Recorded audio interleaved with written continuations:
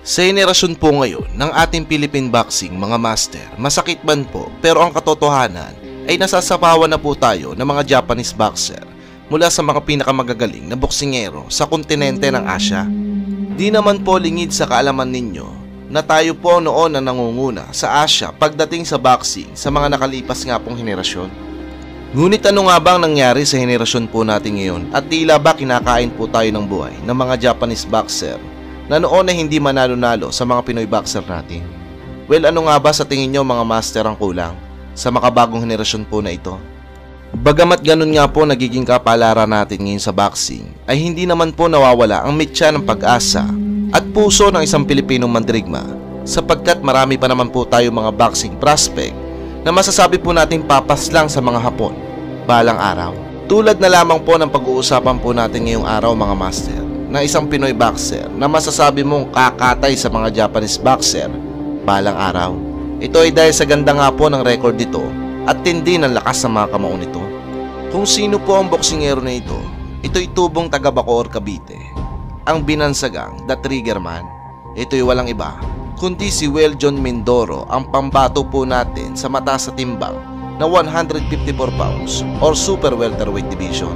Mayroon po itong perpektong kartada na 11 wins, 11 knockouts at ni minsan ay hindi pa nakakatikim ng pagkatalo. Kaya naman mga master, marami nga po nagsasabi na maaaring lumagay po ito sa hanay ng mga naturingang boxing superstar tulad ni Terence Crawford at Canelo Alvarez balang araw, kung ipagpapatuloy po nito ang napakagandang pinapakita po nito sa boxing sa dibisyon na ito. At ito lamang po, July 28, 2023, binigyan nga po nito ng hustisya ang mga kababayan po nating mga Pinoy na winasak nga po ng mga Hapon. Ito ay matapos nga po nitong brutal na wasakin ang isang Japanese boxer na nagngangalang Mao Tameda. Ang Japanese boxer po na ito ay dumayo pa po ng Pilipinas para makuha ang isang big upset sa kababayan natin Pinoy. Napakapangit po kasi ng ring record ng Hapon na ito mga master. Meron po itong kartada na 3 wins at 14 losses at 2 draw. Pero kahit ganun pa man mga master, ay hindi naman po laging basihan ang record ng isang boksingero upang masabi po nating mahina ito. Kung titignan po kasi natin ang Hapon na ito, ay hamak na mas malaki po ito sa kababayan nating Pinoy. Kaya naman, wala pong boksingero ang dapat maging kumpiyansa pag ito na po ang makakalaban sa ring. Halina't panoodin po natin ang highlights sa naging laban na ito mga master, na kung saan round 1 pa lang ay kita mo na po agad kung gaano po kadeterminado at agresibo ang Hapon na ito para wasakin ang kababayan nating Pinoy. Ngunit ito po ang nakakabiglang nangyari sa Japanese boxer na ikinagulat po ng tao sa buong stadium. Looking for that 11 wins and also 11 knockouts at the start of the first round. Tameda is come very aggressive, ha?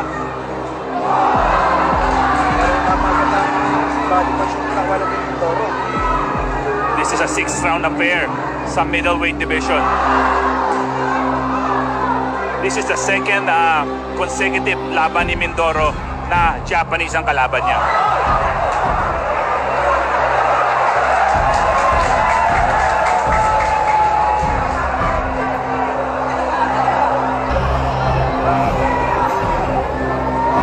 Nice 1-2 by Mindoro.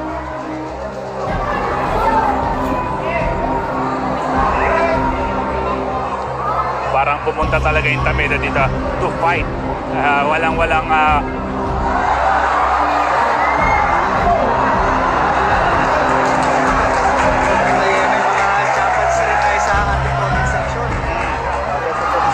nice body by Mindoro.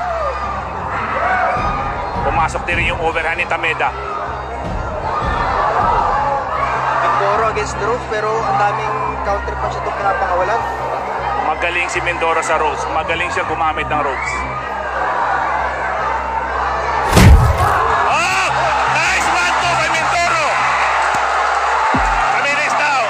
Tameda is down. Yes. Medyo out balance. We'll see, we'll see. Tameda pasubok pero nagulat siya ng uppercut bigla ni Mindoro. Both boxers are digging deep to each other. Mindoro looking to end the fight agad ha.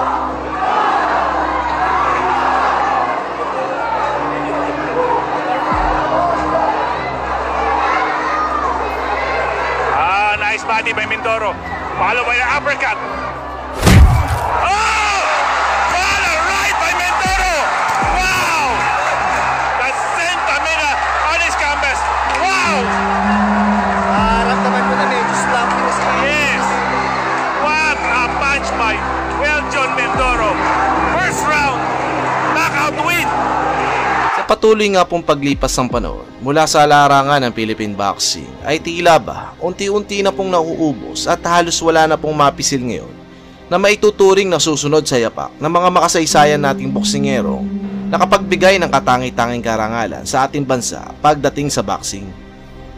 Ganun pa man, patuloy pa rin po ang ating channel sa pagdiskubre sa mga makabagong mandirigmang Pilipino, susunod nga po sa yapak ng mga world champions po natin at lilikha ng makasaysayang pangalan sa international boxing. At ngayong araw nga po mga master ay may isa na naman po tayong boksingerong ipapakilala sapagkat usap-usapan po ngayon sa boxing community ang kakaibang estilo ng bagong prospect na ito na kung saan nasapawan nga daw po nito sa yabang at angas ang tinaguriang angas ng Pinas na si Cuadro Alas. Kung sino ang boksingero na ito, ito'y walang iba kundi si Michael Adolfo. Baguhan pa lamang po ito sa pro boxing mga master, pero dahil nga sa lakas at karisma nito ay napag-uusapan na nga ang batang ito. Mering record pa lamang po si Michael Adolfo na 5 wins, 3 knockouts at 1 talo pa lamang. At ito lamang po, December 29, 2023, ang naging huling laban po nito sa kapwa Pinoy at kababayan din po natin na si Albert Parilla na may kartada na 4 wins, 4 knockouts at 2 talo. Sa laban nga na ito mga master ay napansin at nakita ang husay ni Michael Adolfo at ngayon nga po ay mainit nga po itong pinag-uusapan at sinasabing malayo nga daw po ang mararating ito sa larangan ng boxing. Halina't panoorin po natin mga master ang highlights ng naging huling laban po nito kung saan ginulat po nito ang buong Pilipinas. Trunks. And Parilla is wearing blue trunks.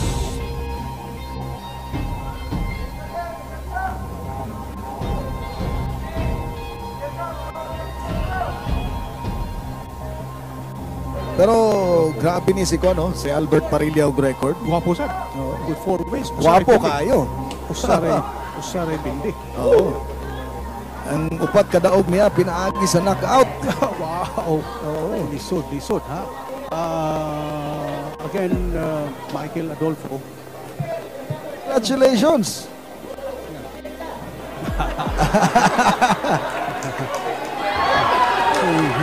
Kumiti mo sa lisod ha. Di pa kita gumide, ay kumpiyansa ng kumidingin na. Sitanghan kayo. Left hook, I guess.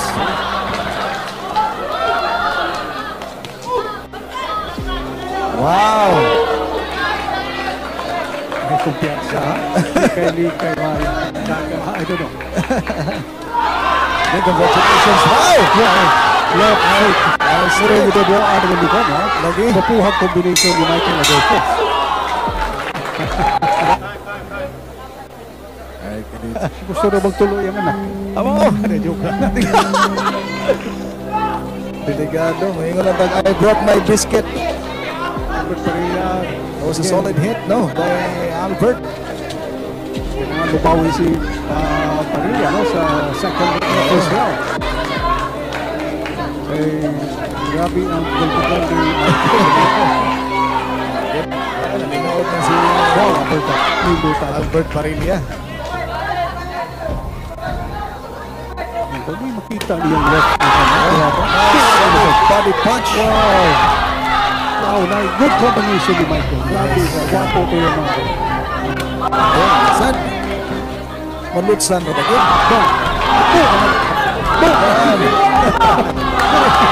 Ayaw, natrunat. Gigil ba?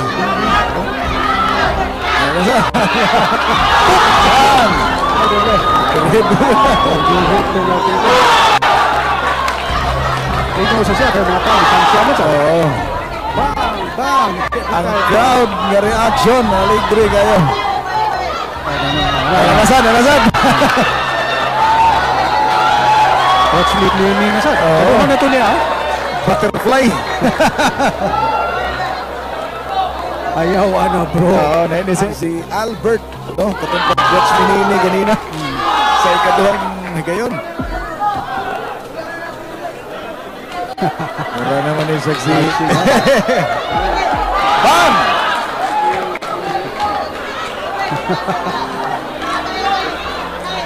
Hindi mo kumpiyansa. No? Oh, ito na. Nalok siya naman sa Straight. mouse. Guwapo sa nakuha ni Adolfo. Another hit! Kinahanglan, nag-iikatubag si Parilla ato. Nice uppercut! Oh, delikado ang sitwasyon. Nice body punch. That was the end of...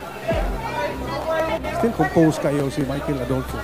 But again, kuha na ito sa right hook. Si Michael, left hook. Left, yeah.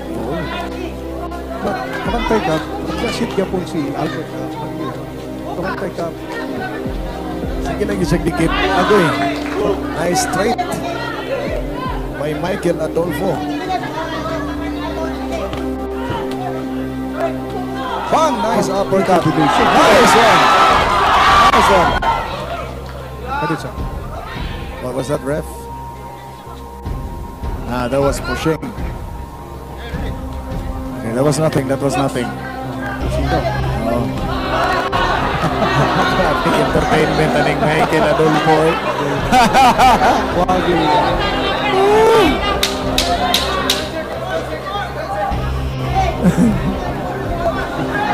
Kukuya aning Michael Adolfo. Pakito na mo sa Sa mga bagong nananaw, si Michael Adolfo is wearing white and gold trunks. So kani si Michael, kumpiyansa kayo. Ang gat was a hit, pero kaya nang daw. Kumpiyansa rin yapon, bro. Sa iya ha. Matod pa ni Michael. Kaya rin ako kaya rin mang ipanaog ang ihang kamot. With a bit of taunting. Gikan kang Michael Adolfo. Ayun, nasad. Pero wagin nagpadala si Albert Parilla sa style ni Michael. No? Kansa ng Michael. Wow, what a nice combination ni Michael. Ni Michael. Oh, yung ito yun. Tuyo ko ni Nina. Bang! Kasi, ini ba talaga ni Michael Adolfo? Entertainment good. Wow, nice. Solid left hook by Michael Adolfo.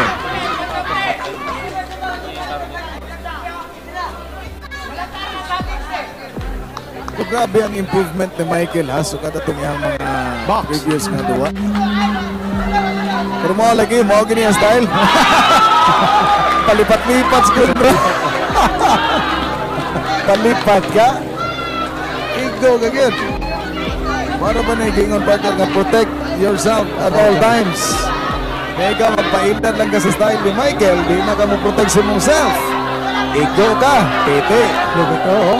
Nasaan, nag-watch mo ni na po.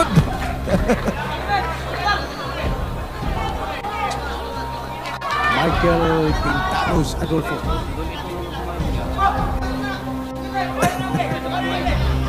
Bang! Agree.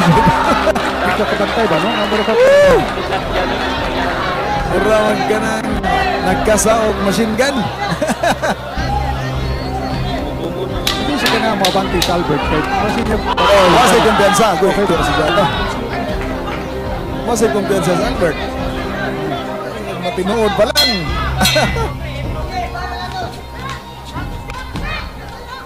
still, yeah. Wow!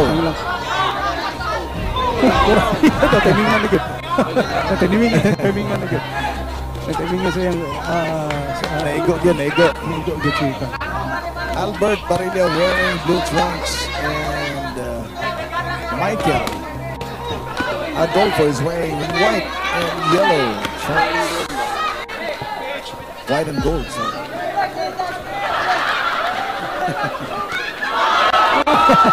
Masad? Every time budagan siya, binglan niya kinumo, no? Binglan yun, oh. Ini estilo. Tanaw niya niyang kontra, kaya kayo.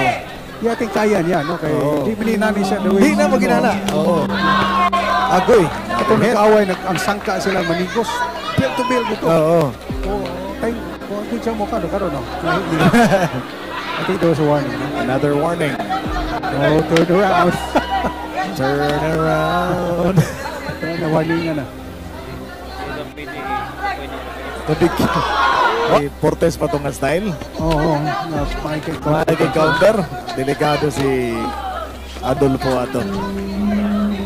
Baka ni kaya gid kay nga mura ra gid yang giduduaan si Probably Parilla. si Aldo Parilla. Flat-footed magod, no? Oo.